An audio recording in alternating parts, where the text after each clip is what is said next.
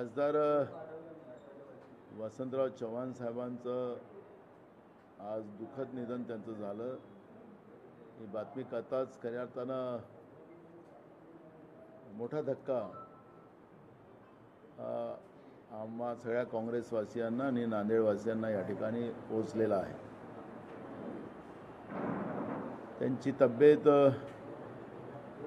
खराब झाली आणि त्याच्यानंतर त्यांना हैदराबादला एअर ॲम्ब्युलन्सने घेऊन जाऊन त्यांच्यावर उपचार सुरू होता।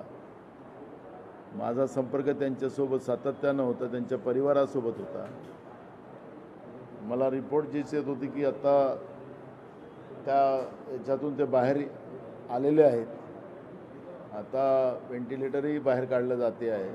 2-2 तास 3-3 तास विदाउट व्हेंटिलेटर ते स्थिर राहू शकतात असा रिपोर्ट परवापर्यंत येत होता। पण काल काळाने त्यांना आमच्यापासून हिरावून घेतलेला आहे। त्यामुळे एक दुःखद ही घटना आमच्यासाठी आहे आणि त्याच्यामुळे त्यासाठी शब्द नाही, पण काँग्रेस पक्षासाठी एक मोठं नुकसान या ठिकाणी झालेलं आहे।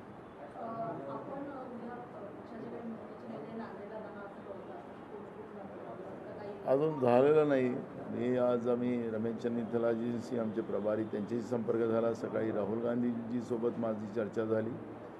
आता अजून काही प्रोग्राम तयार झाला नाही, पण अमित देशमुख आमचे मराठवाड्याचे नेते त्यांना सकाळीच मी या सगळ्या याच्यावर लक्ष ठेवून आणि तुम्ही स्वतः तिथं जा अशा सूचना त्यांना मी दिलेल्या आहेत।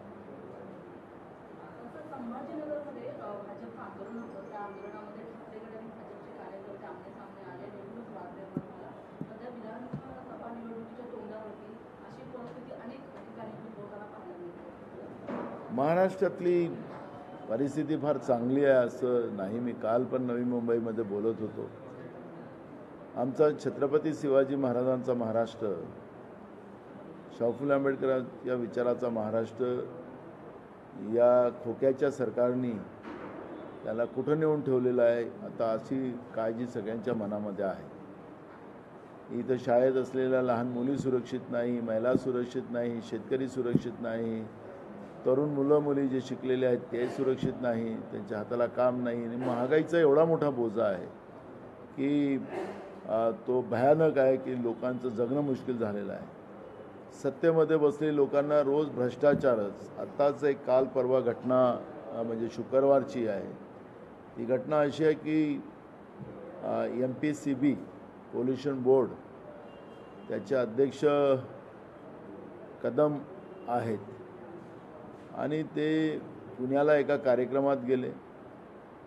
कार्यक्रमावरून ते मर्सिडीज कंपनीची ज्या गाड्या बनतात त्या कंपनीमध्ये गेले आणि त्या कंपनीमध्ये त्यांचे पक्षाचे कार्यकर्ते 35 लोक त्या ठिकाणी घेऊन गेले आणि स्वतःच त्या ठिकाणी सांगितलं की याच्यामध्ये सगळे प्रॉब्लेम आहे त्या कंपनीमध्ये आणि अशा पद्धतीचं त्या ठिकाणी एक वातावरण निर्माण करण्याचं काम त्यांनी केलं। त्याच्यामागचा इंटरेस्ट काय? कारण की आखरी पोल्युशन बोर्डामध्ये जे काही आमचे अधिकारी असतात ते पहिले नोटीस इश्यू करतात जे काही तक्रार असेल आणि त्याच्यानंतर ती चौकशी करून त्याच्यामध्ये काही त्रुट्या निघाल्या तर त्या पद्धतीची कारवाई केली जाते। पण याच्यामागचा नेमका उद्देश काय की पोल्युशन बोर्डाचे अध्यक्ष जे आहेत कदम सिद्धेश काहीतरी नाव आहे त्यांचं, ते काही टेक्निकल नाही। हे 30-35 लोक काय ईडीची का CBIची धाड करायला तिथं गेले होते काय प्रॉब्लेम आहे, काय चाललेलं काय या महाराष्ट्रामध्ये? सत्तेमध्ये बसली लोक आणि आज आपण त्याचा परिणाम असा पाहतो की आपल्या राज्यातले उद्योग आता बाहेर चाललेले आहेत। पहिलेच महाराष्ट्रामध्ये मोठ्या प्रमाणात बेरोजगारी आपल्यासमोर आहे आणि मर्सिडीजसारख्या ज्या कंपन्या आपल्या महाराष्ट्रामध्ये आहेत त्या कंपन्या उद्या महाराष्ट्रातून सोडून चालल्या गेल्या तर बेरोजगारीच मोठ्या प्रमाणात आपल्याला पाहायला मिळते। तिथं लागलेले हजारो लोक आहेत, मोठी कंपनी आहे, हजारो लोक बेघर होतील, त्यांच्या आयुष्यातून बर्बाद होतील, रोजगारातून ते मुक्त होतील। पण हे एक उदाहरण आता आपल्या समोर आलेलं आहे पुण्याचे पालकमंत्री अजित पवार आहे, ते तर फार आपल्याला सांगतात की माझा बाणा वेगळा आहे. ते काय करतात अशा वेळेस? काय कोणावर कोणाचा दबाव आहे? काय चाललं महाराष्ट्रामध्ये? अशी परिस्थिती आज आहे. काल प्रधानमंत्री जळगावला आले. आमचं एवढंच म्हणणं होतं की तुमचं लखपती दिदी वगैरे ज्या घोषणा आहेत त्या घोषणेमध्ये काय सत्य आहे काय हे आहे ते नंतर भविष्यात कळेलच. योजना किती फुल आहे, कारण की ऑलरेडी आमच्या भगिनींना ज्या बचत गटामध्ये काम करणाऱ्या त्यांना लाख रुपये मिळत होते. आता 5 लाख रुपयाचं कर्ज केलं. लाख रुपयाचं मिळायचं आता 5 लाखाचं कर्ज केलं. त्याच्यात अटी टाकल्यात. त्या बचत गटातल्या भगिनीतलं कोणी घरातलं नोकरीला असेल तर त्यांना तोचा लाभ मिळणार नाही. त्याच्यामध्ये ज्या भगिनीचं 3 लाखाच्या वर उत्पन्न असेल त्यांना ह्या बचत गटाचा लाभ म्हणजे या योजनेचा लाभ मिळणार नाही. हे तर कर्जरूपी पैसे आहेत. हे काही त्या भगिनींना काही मोफत दिली जात नाही. जसं यांच्या मित्रांचं कर्ज हजारो कोटीचं माफ केलं जातं राज्याच्या आणि केंद्र सरकारच्या तिजोरीतून, पण भगिनींना पैसे दिले जात नाही आहे. ते व्याज न घेणारं हा पैसा आहे आणि तो ती जी काय मुदत दिली त्या मुदतीच्या आत त्यांना ते पैसे द्या. पण त्याच्यासाठी एवढा मोठा कार्यक्रम घेतला गेला. पण नेपाळमध्ये जे तीर्थयात्रा करायला गेलेले जळगाव जिल्ह्यातली लोक होती, ज्या 23 लोकांचा मृत्यू नेपाळमध्ये झाला. त्यांची काल सगळी बॉडीज तिथं आली. त्यांचा अंतिम संस्काराचा होता. डोळ्यात लोकांचे अश्रू होतं. अनेक भागामध्ये घरी चुली पेटल्या नाहीत. लोकांच्या डोळ्यात नैनाश्रू होतं आणि तिथं सगळा कारभार जो चाललेला होता तो जनतेच्या पैशानंच होता. काही पेंडॉल तयार झालेलं होतं, काही मोदीजीच्या घरचे पैसे नाही किंवा एकनाथ शिंदे किंवा फडणवीसाच्या घरचे किंवा अजित पवारांच्या घरचे पैसे नाही. जनतेचे पैसे जी सरकारच्या तिजोरीतून त्याच पैशानं तिथं खर्च केला गेला होता. प्रधानमंत्र्याचा दौरा म्हणजे त्याला करोडो रुपये खर्च होतो. मुख्यमंत्र्याचा दौरा म्हणजे त्याला लाखो रुपये खर्च होतात. तर हे जनतेच्या पैशाची उधळपट्टी, पण तेवढ्याही भावना नाही. पण तरी त्यांनी कार्यक्रम घेतला आणि त्या कार्यक्रमामध्ये राज्याच्या मुख्यमंत्र्यांनी शेतकऱ्यांच्या योजनाबद्दलची भाषणामधून भूमिका मांडली. मुख्यमंत्र्याच्या भाषणावर मोदींनी एकही उत्तर दिलं नाही आणि त्याच्यावर दुर्लक्ष केलं. म्हणजे शेतकरी हा भाग जो आहे नरेंद्र मोदीसाठी हा कुठलाही त्याचं घेणं देणं नाही असं चित्रकालच्या याच्यामध्ये आपल्याला पाहायला मिळालं. आणि म्हणून ही जी काही परिस्थिती आज निर्माण झालेली आहे, या परिस्थितीमध्ये आता ते जुनी आपल्या पेन्शनचा प्रश्न आहे. आता राज्य सरकारने चालू केलं आहे. कर्मचाऱ्याचेच पैसे घ्यायचे आहेत आणि ते थोडा काळ नाही 25 वर्ष घ्यायचे आहेत आणि मग त्यांना पैसे पण त्याच्यातले 10% कापायचे आहेत. अशी योजना आहे. आमची मागणी आहे की जुनी पेन्शन जी योजना होती ती लागू करा. पण ह्या सरकारने पुन्हा नरेंद्र मोदीच्या सरकारने आणि एकनाथ शिंदेच्या सरकारने पुन्हा बनियागिरी त्याच्यामध्ये करून कर्मचाऱ्यांना फसवण्याचं काम केलेलं आहे. ही जुनी पेन्शन योजना नाही. कर्मचाऱ्यांमध्ये अजूनही तीव्र चीड आहे. हे जे पुन्हा त्यांच्या जखमेवर मीठ चोळण्याचं काम यांनी केलेलं आहे त्याच्यातून ते स्पष्ट होते आहे.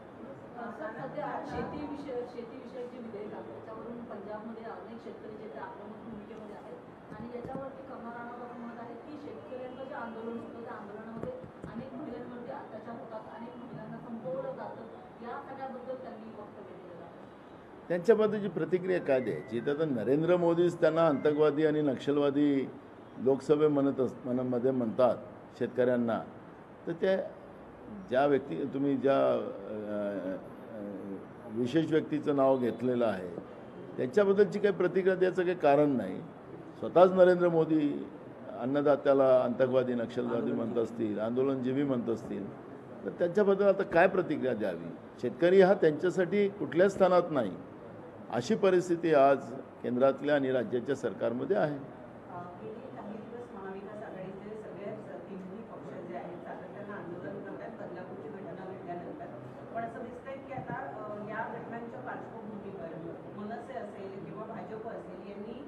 महाविकास आघाडीचे जे नेते आहेत त्यांच्या महिलांबद्दलची जी काही मतं आहेत किंवा महिलांच्या अत्याचाराची जी काही प्रकरण आहे ती बाहेर काढायला सुरुवात केलेली आहे. आज संदीप देशपांडे यांनी जितेंद्र आव्हाड यांची एक ऑडिओ क्लिप व्हायरल केली. तर दुसरीकडे नितेश राणे यांनी सुद्धा आदित्य ठाकरेंची पुन्हा ती दिशा सालियन प्रकार जे आहे ते वर काढायला सुरुवात केली. बघा एकनाथ शिंदे मुख्यमंत्री राज्याचे आणि उपमुख्यमंत्री आणि देवेंद्र फडणवीस यांनी विरोधकांनी जे काही महिलांना आणि मुलींना जे संरक्षण मिळावं त्यासाठी आंदोलन केलं, त्याला हे लोक राजकारण म्हणतात. त्यांचं दोघांचं स्टेटमेंट तसं झालं की विरोधक हे राजकारण करतात. बदलापूरच्या घटनेमध्ये जो जन आक्रोश झाला त्याच्यामध्ये एक राजकीय माणूस मला त्याच्यामध्ये दाखवा. रेल्वेच्या पटरीवर दाखवा, तुम्ही 300 लोकांवर गुन्हे दाखल केले त्याच्यातला कुठला राजकीय माणूस दाखवा. पण त्यांना याला राजकारण म्हणून ते प्रकरण दाबायचं आहे असं चित्र आपल्याला पाहायला मिळतं. ज्या वामन मात्रेवर गुन्हा दाखल झाला, त्या वामन मित्राचा गुन्हा दाखल झाला, त्या महिला पत्रकारांच्या बद्दलचं त्यांनी अपशब्द वापरले, ते मी तुमच्या चॅनलवर बोलू शकत नाही. ते आता मला आज कळलं की ते FIR-मधून ती कॉपीच गायब झाली. काय चाललं या महाराष्ट्रामध्ये? आणि घटना आता एक बदलापूरचीच नाही ना, आजही पेपर काढा, आज 3 ठिकाणी लहान मुलीवर बलात्कार झालेले आहेत, अत्याचार झालेला आहे. काय चाललं काय महाराष्ट्रामध्ये? रोज पेपर काढले, कालचं रविवारचा दिवस होता, कालही सगळ्या पेपरमध्ये बातम्या अत्याचाराच्या, बलात्काराच्या. काय महाराष्ट्रामध्ये सावित्रीबाई फुलेच्या महाराष्ट्रामध्ये आमची मुलगी, आमची आई, आमची बहीण सुरक्षित नाही? त्याच्यावर आत्मपरीक्षण या सरकारने करावं. याची क्लिप काढावी, त्याची क्लिप काढावी, हे चरित्र हननाचं काम बंद करा. तुम्ही पाप करता आहात, आम्ही हे पाप होऊ देणार नाही. महाराष्ट्रामध्ये कुठल्याही अबला लहान मुलींना या पद्धतीचं परिणामाला पुढं जाता येणार नाही. या पद्धतीची भूमिका सरकारने घ्यावी. पण सरकार आता त्याच्यात स्वतः राजकारण करते. कुठल्या मुलीला अत्याचार व्हावं, काय त्याचा खून व्हावा, हे जे चालत आहे. पण ही सरकार जी आहे स्वतःचं पाप लपवण्यासाठी दुसऱ्याचं चरित्रहनन करायला निघालेलं आहे. महाराष्ट्रामध्ये ही परंपरा आणि ही संस्कृती कधी राहिलेली नाही. आता त्यांनी यांचं काढायचं, दुसऱ्यांनी यांचं काढायचं, हे चालत राहील तर महाराष्ट्रातल्या जी लोकशाही पद्धत जी होती, ती शाहू फुले आंबेडकरांच्या महाराष्ट्रातली पद्धत होती, त्या पद्धतीलाच हे कलंक लावायला लोक निघालेले आहेत. आणि माझी नम्र विनंती आहे की कुठल्याही राजकीय पक्षांनी एकमेकावर ताशेरे ओढण्यापेक्षा, त्यांचं चरित्रहनन करण्यापेक्षा, खरं तर जे काही महाराष्ट्रात आज चाललेलं आहे, जे उघड्या डोळ्यानं सगळे पाहतात आहेत. मी तर जे काही ऐकलं की जी मुलीच्यावर अत्याचार बदलापूरमध्ये झाले, तर ती झोपेमध्ये ती एकदम झटका होऊन येतो की मला नाही जायचं शाळेमध्ये, अशा पद्धतीचं तिच्या आईवडिलांच्या डोळ्यातलं अश्रू पण थांबत नाही. माझं एवढंच सरकारला विनंती आहे की तुमचे जे काही पिलावड या पद्धतीचं करत असेल तर त्याला थांबवा. आणि हे जे काही चाललेलं आहे, तुमच्याजवळ शासन आहे, तुमच्याजवळ प्रशासन आहे, त्यांच्या माध्यमातून महाराष्ट्रामध्ये अशा अत्याचारी व्यवस्थेच्या विरोधात कडक धोरण आपण घेतलं पाहिजे. जो शक्ती कायदा आम्ही महाविकास आघाडीच्या सरकारमध्ये मंजूर केला, ते माननीय राष्ट्रपतीकडे पेंडिंग आहे, त्याला मंजूर करून येऊन एक धाक अशा व्यवस्थेला निर्माण झाला पाहिजे, एवढीच आमची मागणी आहे. पण जे काही व्यक्तिगत जे महाराष्ट्रामध्ये चाललेलं आहे, हे महाराष्ट्राच्या संस्कृतीला न भूषणावर आहे, एवढंच आम्ही म्हणतो. मुंबईतल्या 36 जागा वाटपांसंदर्भात सध्या चर्चा सुरू आहे, बैठका सुरू आहेत. परंतु यापैकी जवळपास 20 जागांवर शिवसेना ठाकरेंचं ठाम आहे आणि त्यामुळे मुंबईतल्या काँग्रेस नेत्यामध्ये थोडीशी नाराजी असते. एक जागा काँग्रेसच्या वाटपात कमी येईल, कारण शरद पवार गटांना एक विचार करावा लागतं. 12 ते 10-12च्या दरम्यान जागा काँग्रेसला होती, त्यामुळे मुंबईतले काँग्रेसचे नेते नाराज झाले, अशा पद्धतीची चर्चा आहे. काय वाटतं तुम्हाला कोणी सांगितलं मला माहिती नाही. अजून जेव्हा जागा वाटपाची मिटिंगच झाली नाही तर ते ठाम आहे असं कसं म्हटलं? आम्ही तुम्हाला वारंवार सांगतो की आम्ही महाविकास आघाडी म्हणून 288 जागा लढणार आहोत. त्यामुळे अजून जागा वाटपाची चर्चा सुरू नाही झाली. जसं महायुतीमध्ये काल फडणवीसांनी जाहीर केलं की तो प्रत्येक पक्ष आपलं आपलं पाहिजे, आम्ही असं कोणी नाही म्हणत आलो. अजून चर्चाच नाही आहे. ही मोमेंट जी चाललेली आहे त्या मोमेंटला मला आज काही प्रतिक्रिया देण्याचं कारण नाही, कारण असं कुठलीही चर्चा झाली नाही. आम्ही आणि ते असतील किंवा राष्ट्रवादी असतील, प्रत्येकाने आपल्या आपल्या हिशोबाने जागा चा जो आमचा अंदाज आहे मागितलेला आहे. काही ठिकाणी आम्ही क्रॉस करतो आहे एकमेकाला, पण ते आम्ही बसून ते सगळे प्रश्न सोडवू. शनिवारी बैठक झाली या संदर्भात.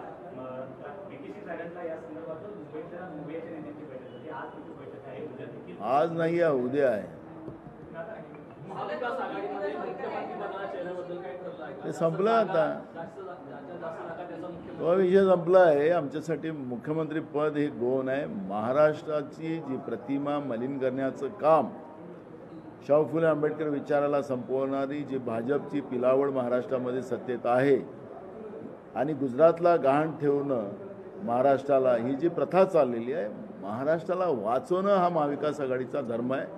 आणि म्हणून महाविकास आघाडीसाठी मुख्यमंत्री हा जो पदाचा विषय आहे हा आमच्यासाठी आत्ता हा विषय नाही. महाविकास आघाडी म्हणूनच आम्ही जनतेसमोर जाणार. ठाकरेंचं असं म्हणणं आहे की मुख्यमंत्री पदाचा चेहरा हा पहिला ठरवावा, असं ठाकरेंचं म्हणणं आहे. त्याबद्दल काँग्रेस तुम्हाला सांगितलंय का त्यांनी? त्यांनी भूमिका जाहीर केली होती मेळाव्यामध्ये. ते मेळाव्यात आम्ही सांगितलं त्यांना, त्याच्यानंतर विषय संपला. आता काही तुमच्या कानात सांगितलं असेल तर सांगा. नाना, मुंबईचा एक विषय आहे. मुंबई महानगरपालिकेच्या 2000 कोटींच्या पेक्षा जास्त ठेवी या गेल्या काही कालावधीमध्ये काढण्यात आल्याची माहिती मिळते आहे आणि त्यामुळे मुंबईचा जो आर्थिक डोलार आहे कुठेतरी कोसळेल अशी भीती आता उभाटाने व्यक्त केली आहे. बघा, महाराष्ट्रामध्ये मुंबई महानगरपालिकाच नाही तर मग जिल्हा परिषदा, नगरपालिका आणि महाराष्ट्रातल्या अनेक महानगरपालिका, प्रशासक आणि सरकार अशा पद्धतीची एक व्यवस्था सुरू झालेली आहे. गेल्या 3 वर्षापासून ह्या निवडणुका झाल्या नाही. फडणवीसांनी सांगितलं की मला सत्ता द्या, मी 24 तासात OBCचा इश्यू क्लोज करून तुम्हाला न्याय देतो. आता त्यांनाही 2.5 वर्ष झाले, पण निवडणुका ते OBCचा आरक्षणाचाही इश्यू क्लिअर नाही झाला आणि निवडणुकाही झाल्या नाही. सांगायचं तात्पर्य असं आहे की हे मुद्दामून सरकार करते आहे. लोकप्रतिनिधी व्यवस्था स्थानिक स्वराज्य संस्थेमध्ये निर्माण होऊ नये याची काळजी जाणून बुजून BJP आणि त्यांच्यासोबत असलेले पक्ष हे करताना आपण पाहतो आहे. या माध्यमातून जनतेच्या घामाचा जो पैसा आहे तो लुटता कसा येईल त्याच्यावरची व्यवस्था केली. मुंबई महानगरपालिकेमध्ये ज्या ठेवी होत्या 1000 कोटीच्या, तुम्ही 2000 कोटी सांगता, त्याच्यापेक्षा जास्त पैसे आतापर्यंत त्या ठेवीतून काढण्यात आले. कमिशनर आणि सरकार या मिळून सगळं विल्हेवाट लावायचं काम चाललेलं प्रत्येक आहे. मग मुंबई असेल, पुणे असेल, पिंपरी चिंचवड असेल, ठाणे असेल, नवी मुंबई असेल, मी अनेक महानगरपालिकेचं मला नाव घेता येईल. सगळ्या याच्यामध्ये यांना दम असेल या सरकारमध्ये एक श्वेतपत्रिका जाहीर करावी महानगरपालिकेबाबतच. तर म्हणजे खरं चित्र समोर येईल की यांनी कसा जनतेचा पैसा लुटला आणि गड्डामुक्त मुंबई, गड्डामुक्त नवी मुंबई, गड्डामुक्त ठाणे, गड्डामुक्त काय काय याच्या घोषणा खूप असतात. नरेंद्र मोदी जसं घोषणा करतात तशासारखं आता हेही घोषणा करायला लागलेत. आणि घोषणा गड्डामुक्त नाही, गड्डायुक्त महाराष्ट्र यांनी लोकांनी निर्माण करून ठेवलेला आहे. हे घोषणाबाज आणि जनतेच्या पैशाची उधळपट्टी करून स्वतःची जाहिरात बाजी हजारो कोटी रुपये खर्च करून करतात आहेत. आणि त्याच्यातच हे समजतात, त्याच्यातच हे धन्यता समजतात की आमची लोकप्रियता फार आहे. तर ठीक आहे, त्यांचा गुडफिल राहिला पाहिजे. प्रमोद महाजनजी पण गुडफिलमध्येच राहिले होते आणि कसं अटल बिहारी वाजपेयी साहेबांचं सरकार गेलं हे आपल्याला सगळ्यांना माहीत आहे. यांनी पण गुडफिलमध्येच राहावं. पण यांना आता सत्तेच्या बाहेर लोक हाकलतील अशी परिस्थिती आज महाराष्ट्रामध्ये आहे. सर, बदलापूर प्रकरणामध्ये अहवाल जो आहे त्या अहवालावरती निर्णय आता लवकरच केसरकर जाहीर करणार आहेत. त्यांनी हे म्हटलेलं आहे की लोकांचा जो उद्रेक झाला तो वेळेत कारवाई न झाल्यामुळे असं झाल्याचं त्यांनी मागितलं. मला एक गोष्ट आता या केसरकरच्या आणि यांच्या हातात नाही आहे. माननीय सुप्रीम कोर्टाने सुमोटो हे प्रकरण आपल्याकडे घेतलेलं आहे. मंगळवारी या प्रकरणाची माननीय सुप्रीम हायकोर्टामध्ये याच्यावरचं हेअरिंग आहे. बाल हक्क आयोगसुद्धा त्याच्यामध्ये आलेला आहे. त्यामुळे यांच्या हातून सगळं गेलेलं आहे आता. त्यामुळे हे जे पोपटपंची जे करणारं सरकार महाराष्ट्रात आहे, आता त्यांनी काय करायचं ते कोर्टात सांगायचं आहे. त्यामुळे आता यांच्या हातून संपलेलं आहे. जेव्हा मंगळवारी याच्यावरची हेअरिंग माननीय हायकोर्टात होईल डबल बेंच कडे, त्या दिवशी खरं हे चित्र आपल्या सगळ्यांच्या समोर येणार. कर्नाटकमध्ये ऑपरेशन लोटसचा प्रयत्न होतोय. एका आमदाराने असं गौप्य केलं की 100 कोटीने खरेदी करण्यात येतोय. एकूण 50 आमदारांची गरज तिकडे आहे भाजपला. भ्रष्टाचाराने पैसे कमवलेले भाजप आणि जनतेच्या पैशाची लूट करणारं भाजप हे सत्तेच्या बाहेर जास्त काळ राहू शकत नाही. त्या भ्रष्टाचाराच्या पैशांनी आमदार खासदार विकत घेणं हे आता ओपनली या लोकांची मानसिकता आहे. हे आता सगळ्यांना कळलेलं आहे. चिवडा पार्टी असलेली भाजप आज भ्रष्टाचाराने पैसे किती कमवलेले हे आता त्याच्यावरून दिसतं आहे. आणि 100 कोटी एका आमदाराची किंमत लावतात आहेत. महाराष्ट्रात 50 कोटी काहीतरी होता असं काहीतरी रेट सांगतात आहे. हे आम्ही तुमच्या मीडियामध्ये ऐकत होतो. मला माहिती नाही नेमकं काय आहे त्यांचं. पण जे काही आता कर्नाटकच्या आमदारांनी यांचं गोपीत फोडलं तर त्या पद्धतीची चर्चा आता ऐकतो आम्ही.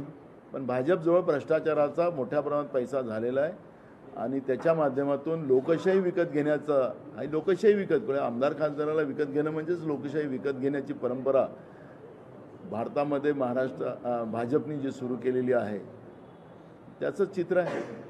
हाँ चलो हिंदी.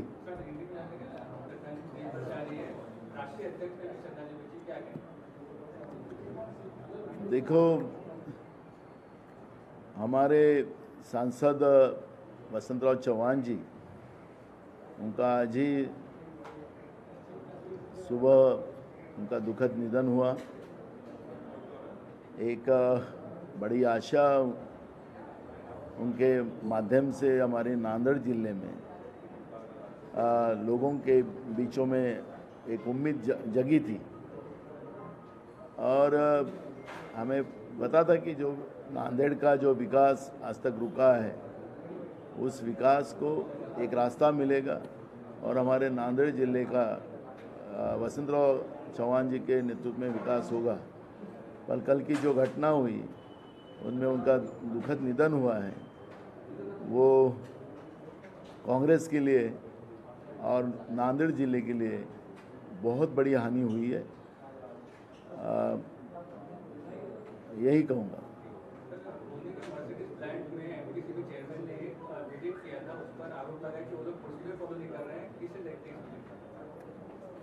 देखो एकदम सिंपल है कि महाराष्ट्र की सरकार लूटपाट की सरकार है, ये स्पष्ट हो चुका है. महाराष्ट्र की सरकार के लूटपाट का एक प्रकरण अभी सामने आया है. लास्ट जो शुक्रवार था, शुक्रवार के दिन एमपीसीबी के अध्यक्ष कदम ये वहाँ गए थे और वहाँ पे उनका एक प्रोग्राम था. प्रोग्राम के बाद शिवसेना के 30-35 कार्यकर्ता लेके मर्सिडीज कंपनी में गए. एक्चुअली वो टेक्निकल नहीं है. जो भी कंप्लेंट होगी उस कंप्लेंट के आधार पर जो हमारे पोल्यूशन बोर्ड के जो अधिकारी होते हैं उनका नोटिस जाता है. फिर उसकी क्यूरी जो भी हो वो क्लियर करना पड़ता है और वो एक प्रोसीजर है. लेकिन एमपीसीबी के अध्यक्ष कदम जी वहाँ पे पहुँचे और पहुँचने के बाद उस कंपनी के लोगों को धमकाया गया है, ये मालूमात हमें मिली. और धमकाने के पीछे का मीनिंग क्या था, जब एमपीसीबी ने जो ट्वीट किया है वो ट्वीट में ही स्पष्ट दिखाता है कि हमारे अध्यक्ष जी वहाँ गए थे. तो अब अध्यक्ष जी जाने के बाद वहाँ की जो भी पोल्यूशन के मामले में जो भी गलतियाँ हो, अब ये टेक्निकल नहीं को समझेगा कैसा. लेकिन इस तरह का जाने का कारण क्या, पहले ही महाराष्ट्र से एक उद्योग जा रहे हैं. हमने लास्ट टाइम भी विधानसभा में भी इस बारे में चर्चा की थी. सरकार बोले कि नहीं हम नए उद्योग ला रहे हैं. तो क्या राज्य में जो पुराने उद्योग लगे हैं जहाँ पे हजारों लोग काम में लगे हैं, तो उनको उनके जीवन को बर्बाद करना सरकार का दायित्व बनता है क्या? महाराष्ट्र से उद्योग खत्म कर महाराष्ट्र के जो तिजोरी में जो रिसिप्ट आती है, जो आर्थिक स्रोत होता है, वो बंद करना चाहती है सरकार. सरकार खुद के फ़ायदे के लिए, सरकार के नुमाइंदे जो लोग हैं वो खुद के फ़ायदे के लिए इस तरह का टेरर बनाकर महाराष्ट्र के उद्योग भगाने की कोशिश कर रहे हैं. अगर जो इनके चक्कर में नहीं फंसता। अब चक्कर कौन सा है आपको सबको पता है। तो ये टोल वसूली का जो काम ये सरकार कर रही है उसका ही परिणाम है कि मर्सिडीज कंपनी को ब्लैकमेल करने का काम किया गया है। सरकार ने तुरंत जांच करना चाहिए ये सब चीज़ों को, ये क्योंकि मर्सिडीज कंपनी की ये दुनिया की कंपनी है और इस तरह की कंपनी को अगर ब्लैकमेल करने का काम ये सरकार करती है, जो आज एक व्यक्ति के ट्वीट के माध्यम से पूरे दुनिया को उसका मैसेज गया है, तो मुझे लगता है कि सरकार ने जांच करना चाहिए। जिसके हाथ से गलती हुई है उसके ऊपर उसको पनिश करना चाहिए। अगर सरकार नहीं करती तो इसका मतलब है कि सरकार का भी निवाल उसमें है। कल संजय राउत का बयान आया कि मुंबई की सीट को लेकर हमने 99% सीट क्लियर कर ली है, सीटों की बात हो रही है। महाविकास आघाड़ी की मीटिंग के बाद क्या कहना चाहिए? उन्होंने बराबर है, आखिरी की लाइन जो बोली वही बात बराबर है कि महाविकास आघाड़ी की जब मीटिंग होगी उसमें जब चर्चा होगी तो उस चर्चा में ही वो फाइनल होगा। सबने अपने अपने ढंग से जगह मांगी है लेकिन वो डिस्कशन में क्लियर होगा। तो अभी कल मीटिंग है, कल होती कि नहीं, क्योंकि हमारे सांसद वसंतराव चौहान जी उनका दुखद निधन हुआ है, तो कल मीटिंग होती कि नहीं होती अभी डिसाइड नहीं है। तो उसके बाद जब चर्चा होगी तब उसमें क्लियर होगा। लॉ एंड ऑर्डर की बात हो रही है महाराष्ट्र, कल पूना में जिस तरह से कोयता गैंग ने एक पुलिस वाले पे हमला किया, क्या कहना चाहिए? हम सरकार को बार बार यही कह रहे हैं, माहिम में पुलिस वालों की डकैती हो रही है, पुणे में पुलिस वाले के ऊपर, वो भी पुलिस वाला नहीं, अपना ये नहीं था, सिपाही नहीं था, सब इंस्पेक्टर रैंक का था, उसके ऊपर कोयता गैंग ने हमला करना। तो महाराष्ट्र के पुलिस का डर अब ये गुंडाइज्म से ख़त्म हो चुका है और उसका रीज़न ही ये सरकार है। सरकार ने जिस तरह से महाराष्ट्र की पुलिस को कमज़ोर बना के रखा है उसी का परिणाम है कि गुंडाइज्म करने वाले लोग, कोयता गैंग वाले लोग पुलिस पे डायरेक्ट हमला कर रही है। तो इसका मतलब सरकार ने समझना चाहिए कि इनके पास अब कानून व्यवस्था भी नहीं बची है। महाराष्ट्र में आम लोगों का भी जीना दोभर हो चुका है और इसलिए बार बार हम कहते हैं, लेकिन ये बेशरम सरकार है, ये सरकार सत्ता और सत्ता से लूट, यही ये सरकार का हमेशा काम रहा है और इसलिए जनता का क्या होने दो, पर हमको सत्ता का मजा लेना है, यही सरकार की भूमिका है। एक मिनट हो जाए। हाँ, लखपति बहन इस तरह से प्रधानमंत्री ने प्रोग्राम रखा था, वहाँ पे कहा कि प्रधानमंत्री ने कि जो महिलाओं के खिलाफ क्राइम हो रहा है उसको लेके हमने कड़ा कानून बनाया है, मौत की सजा दी गई है, उम्र कैद की सजा की बात हो रही, क्या कहना चाहिए? प्रधानमंत्री झूठ बोलते हैं। अब झूठ पे कितना बार झूठ बोलेंगे हमें पता नहीं। महाराष्ट्र ने जो शक्ति कानून पारित किया है वो माननीय राष्ट्रपति मोदी जी के पास पेंडिंग है, तो वो अगर कानून पारित करके दिया तो ये इस तरह की जो इंसानियत को कलंक लगाने वाली जो घटनाएं महाराष्ट्र में एक नहीं कई घटना हुई है, उससे महाराष्ट्र की महिलाएं सुरक्षित होगी, बच्चियां सुरक्षित होगी, पर शक्ति कानून तो वहाँ पेंडिंग है। जो व्यवस्था आज महाराष्ट्र में बनी हुई है सरकार के माध्यम से, तो पुलिस भी उसमें हदबल पड़ी हुई है। तो प्रधानमंत्री घोषणा करने में एक्सपर्ट ही है, उनको घोषणा से कुछ होता नहीं। लेकिन हमारे मुख्यमंत्री ने जब किसान की बात निकाली तो प्रधानमंत्री उसमें एक शब्द ही बोलने को तैयार नहीं। उनके एक भी सवाल का जवाब उन्हें दिया नहीं कि भाई हम किसान के मामले में ये करेंगे वो करेंगे, उसके बारे में बात भी नहीं की। तो मुख्यमंत्री की क्या अवस्था है महाराष्ट्र की, ये मुख्यमंत्री ने भी समझना चाहिए। और प्रधानमंत्री के लिए तो किसान तो कोई है ही नहीं, कोई भी स्थान पे नहीं है, दुय्यम स्थान पे भी नहीं है, कोई भी स्थान पे नहीं है, क्योंकि यही अन्नदाता को प्रधानमंत्री जी ने लोकसभा में इनको आंदोलनजीवी कहा, आतंकवादी कहा, नक्सलवादी कहा है। तो उनके सामने में हमारे राज्य के मुख्यमंत्री अपनी पुंगी बजा रहे थे, तो पुंगी बजी ही नहीं। इस तरह से स्कीम्स जो है, योजनाएं जो महाराष्ट्र में लागू की जा रही हैं अलग अलग, कल भी जो पेंशन स्कीम है उसको लेके कल लागू की गई, किस तरह से देखते हैं? एक बनियागिरी जो होती है उस आधार पर ये पेंशन की योजना इन्हें लाई है। 25 साल कर्मचारी जॉब करेगा तो उसके पगार से पैसा काटा जाएगा और वो काटकर फिर उसका पैसा 10% काटकर उनको दिया जाएगा, ऐसी योजना है। कर्मचारी की मांग वो नहीं है। हमारी जो पुरानी पेंशन योजना जो थी, जो पहले से चलते आ रही थी, जो अटल बिहारी वाजपेयी की सरकार में उसको बंद की गई, वही योजना अब चालू रहना चाहिए, ये मांग कर्मचारी कर रहे हैं।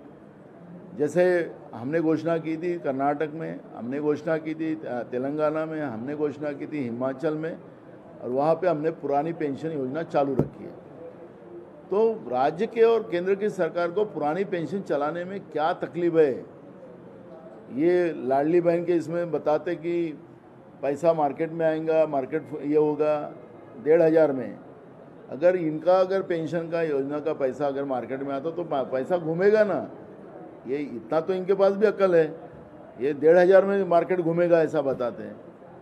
तो कर्मचारियों को पेट पे लात मारकर उनका ही पैसा उनको देने में सरकार को तकलीफ क्या है? तो जूनी पेंशन लगाने में सरकार को दिक्कत क्या है? कर्मचारी में आज भी रोष है, पहले भी था, लेकिन कल की योजना से उनके जख्मों पे नमक डालने का काम ये सरकार ने किया है और ये स्पष्ट है। आज संभाजीनगर में बीजेपी और उद्धव बाळासाहेब ठाकरे जो शिवसेना, उनके कार्यकर्ता आपस में भिड़ गए। आदित्य ठाकरे वहां पर हैं, किस तरह से देखते हैं? देखो, महाराष्ट्र में कानून व्यवस्था बची नहीं है। अपोजिशन के लोगों को कैसा टारगेट किया जाए, सत्ता के लोग कैसे करते हैं। हमारा बंद था, बंद ने कोर्ट में जाके बंद कैंसिल करवाया, लेकिन हमने शांतता से पट्टी बांधकर हमने निषेध किया, तो उसमें भी बीजेपी वाले आके वहाँ पे हमला कर रहे थे। तो ये क्या चाहते क्या है? गुंडाइज्म महाराष्ट्र में, शाहफुले अम्बेडकर विचारधारा महाराष्ट्र से खत्म हो गई है। शिवाजी महाराज के महाराष्ट्र में ये नहीं चलता, पर बीजेपी और उनके साथी दल महाराष्ट्र में ये जो कानून व्यवस्था को परे रखकर सत्ता की जो गर्मी दिखा रहे हैं, मस्ती दिखा रहे हैं, वो महाराष्ट्र की जनता इनकी उतार देगी। ते मगाशी बोललो बेटा, आम्ही अनेकदा सांगतो की महाराष्ट्रात कायदा व्यवस्था आता बाकी राहिलेला नाही। आता त्याच्यापासून पोलिसही सुद्धा सुटलेले नाही। महाराष्ट्रामध्ये लहान मुली शाळेत सुरक्षित नाही, घराच्या बाहेर सुरक्षित नाही, महिला सुरक्षित नाही, आणि आता पोलीस सुद्धा सुरक्षित नाही। गुंडा व्यवस्थेला मोठ्या प्रमाणात ताकद प्राप्त झालेली आहे, कारण की सरकारमध्येच अनेक गुंडाइझमची लोक मुख्यमंत्र्यांच्या सोबत, उपमुख्यमंत्र्यांच्या सोबत फिरताना आम्ही पाहतोय, आणि त्यांना Y+ सिक्युरिटी अशा लोकांना सुद्धा या सरकारने दिलेली आहे। मी या निमित्तानं तुम्ही हा प्रश्न विचारला याच्यावर सांगतो की अनेक लोक ज्यांना जेलमध्ये होते त्यांना पॅरोलवर सोडून आणण्यात आलं। काही लोकांना दवाखान्याच्या नावाने दवाखान्यात भरती करून ठेवलेलं आहे। सरकारमध्ये हिम्मत असेल तर किती लोकांना पॅरोलवर सोडलेलं आहे त्याची यादी जाहीर केली गेली पाहिजे, आणि किती लोकांना दवाखान्यामध्ये व्यवस्था पुरवली गेलेली आहे 5 स्टार, त्याची यादी जाहीर केली पाहिजे। या जी भीती असली पाहिजे या बदमाश व्यवस्थेला, ती व्यवस्थाला कुठली भीती राहिली नाही, म्हणून पोलिसांवर, सब इन्स्पेक्टर रँकच्या अधिकाऱ्यावर सुद्धा कोयता गँगनी हमला केला, हे आपण आज महाराष्ट्रामध्ये पाहतोय। थँक्यू। मुख्यमंत्री आज गए हैं वो देखने के लिए पूरा खड्डे जिस तरह से मुंबई गोवा महामार्गाची पाहणी करतायत, गणपती जवळ आले हैं। मुझे लगता है कि मुख्यमंत्री ने और उनके मंत्री ने सरकार में विधानसभा में घोषणा किया था कि हम मार्च के पहले हम पूरा रास्ता क्लियर करेंगे, ऐसी विधानसभा में घोषणा किए थे। हम अभी अगस्त महीने में हैं, मार्च जाकर 6 महीना हुआ, और अभी गणेश जी के इसलिए कोंकण में लोग जाते हैं बड़े पैमाने में, उनका महत्वपूर्ण त्यौहार है। तो अभी मुख्यमंत्री इवेंट के लिए जा रहे क्या? इतने दिन रास्ता क्यों नहीं हुआ? कौन कॉन्ट्रैक्टर है? इनके सरकार में रहने वाले मंत्री और उनके परिवार के लोग उसमें कॉन्ट्रैक्टर है, लेकिन वो उसको हर बार उसके टेंडर और उसका पैसा बढ़ाने के लिए और जनता की तिजोरी लूटने का काम वहाँ पे किया। लोगों के लिए रास्ता नहीं बन रहा है, ये इनके कॉन्ट्रैक्टर जो इनके साथ जो लोग हैं उनके लिए ये रास्ता बन रहा है, जनता के लिए नहीं। और जो मुख्यमंत्री आज गए इवेंट करने के लिए तो ठीक है, लेकिन कोकण की जनता इस बात को समझती है। मुख्यमंत्री आज इव्हेंट करायला गेलेत का हा प्रश्न या निमित्ताने निर्माण झाला। महाराष्ट्रातल्या विधानसभेच्या अधिवेशनाच्या काळात राज्याच्या सरकारने सांगितलं की मार्च महिन्यापर्यंत मुंबई गोवा रस्ता पूर्ण केला जाईल असं आश्वासन नागपूरच्या अधिवेशनामध्ये डिसेंबरमध्ये दिलेलं होतं। मार्च गेला, आता आपण ऑगस्ट महिन्यात आलो, म्हणजे 6 महिने झालेत अजून तरी रस्ता झाला नाही। आणि म्हणून मला असं म्हणावं लागतं की मुख्यमंत्री इव्हेंट करायला तिथं गेलेत का, पण कोकणातले लोक आता विसरणार नाही, कारण की हे सगळं त्यांच्या ठेकेदारांसाठी हा रस्ता चालतो, जनतेसाठी नाही। त्यांना जास्त कसे पैसे मिळतील, काम नाही झालं तर पुढच्या वर्षी त्याचं रिन्युअल होतं, त्याला पुन्हा त्याचे CSR वाढतात, त्याला पुन्हा ठेकेदाराला पैसे मिळतात। ही व्यवस्था या लोकांनी निर्माण केलेली आहे आणि म्हणून हा रस्ता कोकणातल्या जनतेसाठी नाही, त्या ठेकेदाराचा आर्थिक फायदा कसा होईल त्याच्यासाठी चाललेला आहे आणि म्हणून या रस्त्याला उशीर झाला। मला त्यांच्यावर प्रतिक्रिया नाही।